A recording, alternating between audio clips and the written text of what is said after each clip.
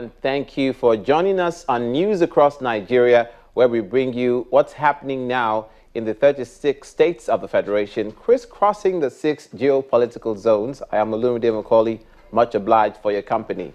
We begin in the south of the country, where the Delta State government has been issued a 7-day ultimatum to reverse or abolish the Delta Oil Producing Areas Commission, the DESOPADEC bill, as passed by the State House of Assembly and recently signed into law by Governor Ifeanyi Okowa. At a press briefing organized by representatives of oil-producing communities drawn from the Ijaw, Ishekiri, Urhobo, and Isoko ethnic nationalities in Warri, Chief Mrs. Rita Lori Ogwebo said the oil-producing communities in Delta State have been denied their rights since the introduction of the derivation principle. Now, Chief Rita Lori Ogwebo says that the principles of derivation remain clear, that 13% of the revenue accruing to the Federation account from any natural resources shall be allocated to the oil-bearing communities. Delta State Governor Senator Ifeanyi Okowa signing the State's Oil Producing Areas Development Commission Amendment Bill into law a few days ago. The Speaker of the State House of Assembly, Right Honorable Monday Igbuya, his deputy, Honorable Friday Osanibi, principal officers of the House, as well as the Secretary to the State Government, Honorable Festus Ovie Agas, witnessed the event. Governor Okowa says the new law would help tackle the challenges of oil-producing communities in the state. We are aware that today the oil prices are going down, and the challenge is obvious before us that we need to begin to look into ways of not only ensuring that we are more accountable, but that we are able to get value for money that is spent within our communities. We are also aware that in going forward, beyond laying down reasonable infrastructure for development, that we need to find ways to economically develop our families. And this is a charge that we're eventually going to give to the management and the board members when we constitute this board. He also emphasized that it will allow the establishment of a management team for the DESOPADEC to meet with the expectations for which the commission was initially established and to impact positively on the lives of the people in terms of social services, infrastructural and economic development.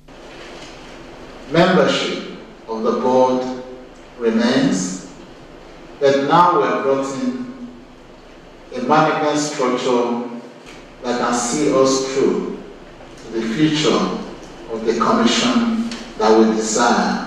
A commission that will be structured to impact more positively on the lives of our people. Now, the people for which the new law was supposed to favor are kicking. Representatives of the oil-producing communities drawn from the Ijaw, Ishekiri, Urhobo, and Isoko ethnic nationalities in Warri gather to reject it. The spokesperson, Chief Mrs. Rita Lori Ogwebo, says why. The state government decided on their own to divide your money into two. They will take 50% and they are supposed to send the remaining to the DESOPADEC. But we all know that the DESOPADEC has never received 2.5 billion in a month. And if they do, the money is also stolen, eaten, and looted by the politicians. She advises the state government to reverse its decision or face the communities at the law courts. We're giving them 7 days ultimatum to abolish that law. 7 days, no more than 7 days. And give us our money. Failing which, we will take them before the laws of our land. We take them to court. The new DESOPADEC law had generated a lot of interest and controversies when the bill was presented to the House of Assembly by the state governor. But the State House of Assembly insists the passing into law followed due process and public hearings where Deltans made their contributions. Going forward, government and the communities must agree to ensure that the entire state benefits from the process and the proceeds of its own resources. Now, joining us on News Across Nigeria via Skype is the Speaker of the Delta State House of Assembly, Right Honorable Monday Igbuya. Thank you for joining us. In whose interest is this new law? You heard the representatives of the community saying that it's not in their interest. They don't want this middleman position where the government is extending the remainder of that money to the DESOPADEC functions. What is your opinion? Thank you very much. First, the signed by the governor a few days ago, I would say it's not a new law, has been in existence since 2006. What was done was just a restructuring, was just an amendment for the restructuring of DESOPADEC. Well, I just watched Chief Mrs. Rita Lori Ugbebo, a prominent and highly respected mother of Delta, a listening mother of Delta, spoke. Said, you know, we didn't do anything about what comes or what gets to DESOPADEC from the bill, the amendment sought by government. What was done was purely the restructuring of the management of DESOPADEC.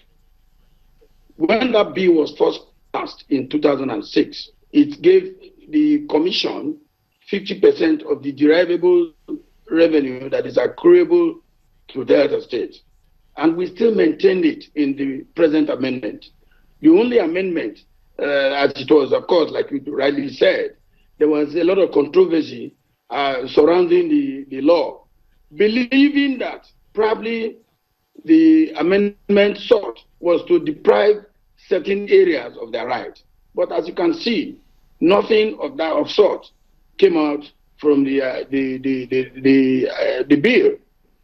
We did a public hearing, members of the public, the same host communities, people from all the ethnic region of DESOPADEC came out and contributed immensely to the bill before it was passed into law. And I think what the House has done is for the benefit of Deltans, because DESOPADEC is actually supposed to be an intervention agency. The present administration feels that that intervention is not properly given to the people, and that is why they have decided to come out with this structure. And I think a larger going by, let me come in here. Going by what the representative to the community said, as you just mentioned, are you saying that before now, what has obtained is that only 50% has been handed over to DESOPADEC?